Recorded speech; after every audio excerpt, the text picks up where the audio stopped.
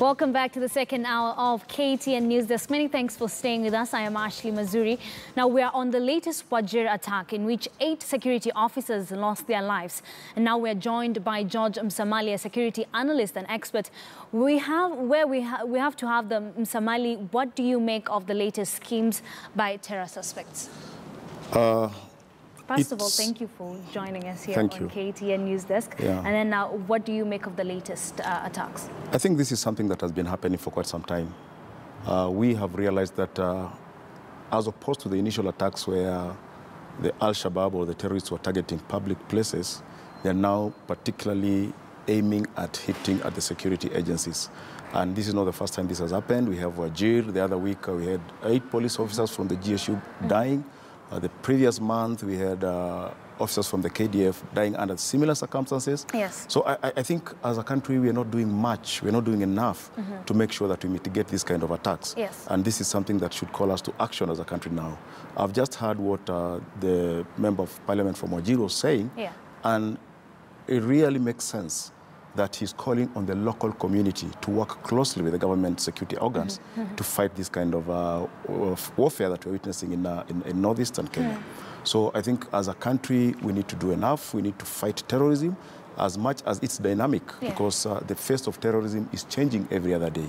And if you look at the kind of attacks that we witnessed in Wajir, this is something that is low-tech, the IED. This is a homemade bomb explosive. That's why we call it an improvised device. It can be made by anybody. It's low-tech. Yes. We don't need a lot of knowledge or a knowledge in bombs for you to be able to improvise an explosive device. It's something that can be done even in the school laboratories. Yes. Because if the ingredients are there, anybody can be able to do this. So I think we need to improve, to up our game when it comes to fighting this kind of terror. I don't want you to share the ingredients for safety reasons, but are those ingredients, can the government curb them, really, the use of these ingredients? The government is really trying to curb them, but you'll find that we have so many illegal ways of getting them.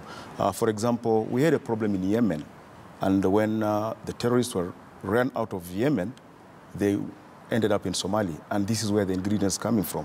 And you look at the Kenya-Somali border, it's so porous. Yes. And it's easy for somebody to smuggle these ingredients into the country and be able to make these IEDs.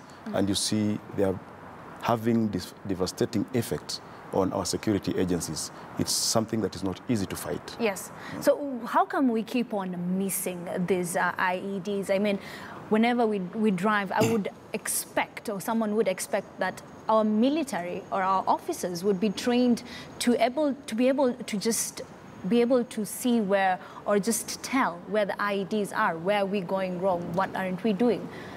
Actually, if you look at the Kenya-Somali border, this is a very long stretch of porous border. And look at the way the attacks are being carried out. Not in a particular area. It's sporadic. They're moving from one area to another. So it means that the whole stretch of the border has been infested or has been penetrated by the Al-Shabaab elements. It's an expensive venture. I cannot say that I'm not saying that it cannot be done. It can be done.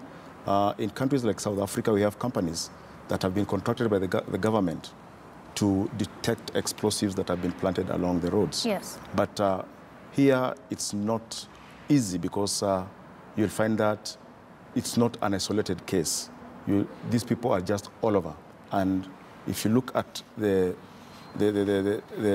expense side of it, it's going to be a very expensive venture. But I'm not saying the government should not do it, because we are losing lives here. We are losing vehicles.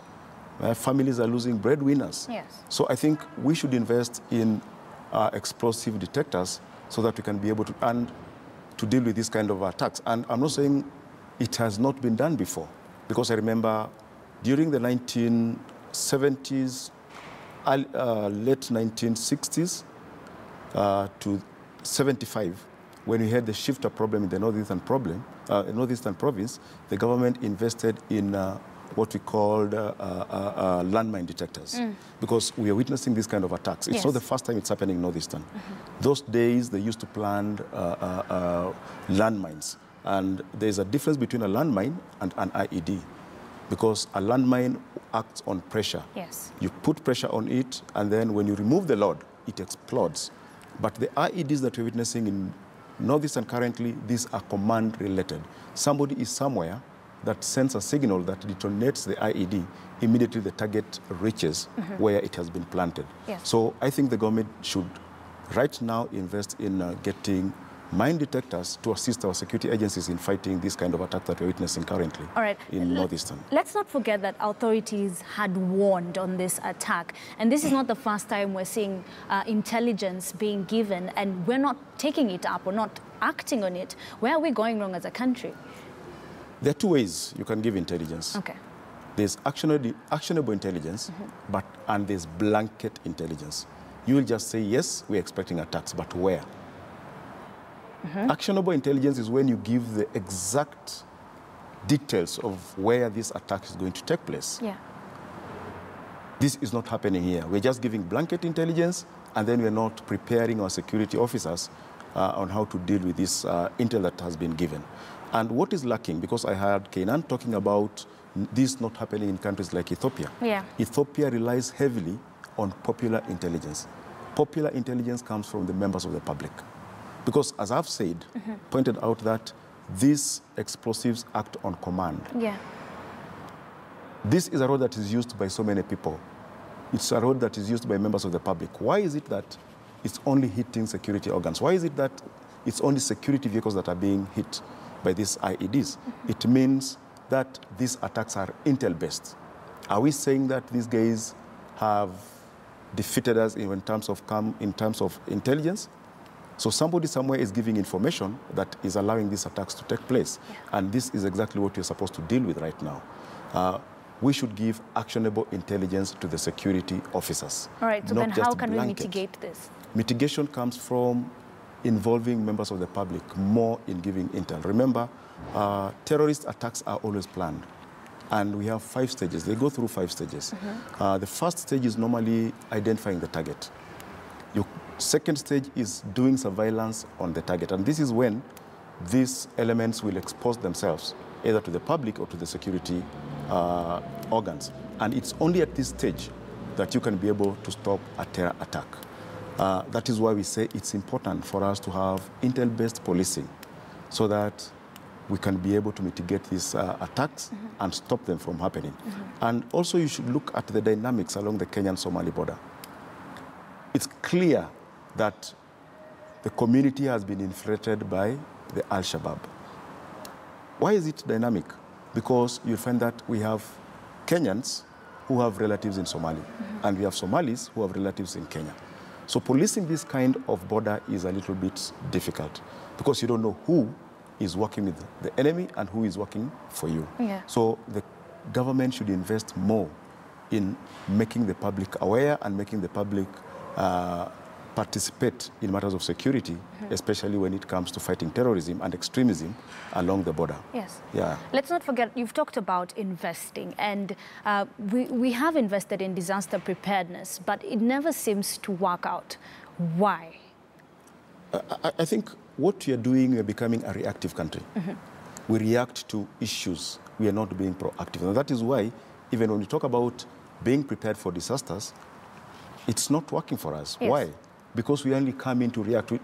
We need to stop this from happening. We need to be proactive, not reactive. So our disaster preparedness, it's a disaster in itself. Because you've seen when things happen, this is when the government will come up, it will appoint commissions to look into this and come up with measures that will stop. And this has been happening over and over and over again. We need to change our game now. Our game plan should change. Let us go back to the drawing board. Let us look at what is affecting us and come up with measures that will ensure that, yes, we stop it from happening. But if we cannot stop it from happening, then we should be prepared to deal with the aftermath. All right. This is what we're supposed to be doing as a country. Finally, of course, what can we borrow as a country from other countries? You've talked about Ethiopia having heavy intelligence. What other options do we have? What else can we borrow from other countries aside from Ethiopia? I think we should have shared intelligence with our neighboring countries, especially Ethiopians. Let's look at their model and find out why it has worked. We tried to copy the Ethiopian model. Yes.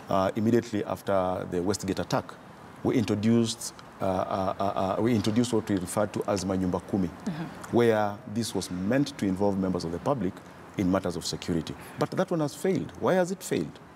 Look at what we called community policing, an initiative that was meant to bring members of the public and the police together so that they can be able to work together. Yes. It also failed. Why is that? Why did it fail?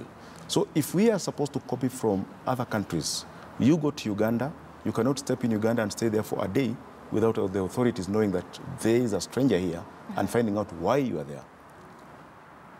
It's happening because there is cooperation between members of the public and the police. Members of the public have accepted to be an integral part of their own security.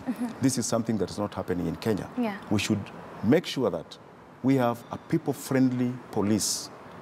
Because initially we used to have a police force, but we said now let us change this to a service. Make it a service to the people so that the people will accept working with the police. The people will be able to share intel with the police. Without that, I think this war on terrorism, especially in the northeastern province, is not going to be won very soon. And we're going to witness these kinds of attack every other day because these attackers live with the members of the public, and this is where they get information about the movement of our security officers, and they go and plant these IEDs knowing very well that we are going to have a police convoy or a police patrol vehicle passing at this point at this time. And then they command the explosive, and you see what happened in OG yesterday. So it begins with relations. It begins with you and I. It begins with me and you. Okay. And then on the other side, the security organs and the security apparatus should also accept to work with members of the public, because this is where information comes from that can be actionable to them in terms of preventing terror attacks. This is what is working for other countries. I've been to Tanzania. It's working marvelously. Ethiopia, the same thing. You go to Uganda. I've mentioned Uganda. It's working. Members of the public say that we need to be secure and we need to work with the security organs. And that is exactly what Kenyan said. Yes. We should accept that. The community should be involved in matters of their own security and safety. All right. Many thanks, George Msamali, a security expert, for making time to join us here on KTN News Desk. And for those insights, I do hope that someone from the government has been watching and listening to us so that we can be able to implement some of those ideas that you've brought up. Thank you very much. Now, let's cross over to us in Wajir County, where medical lecturers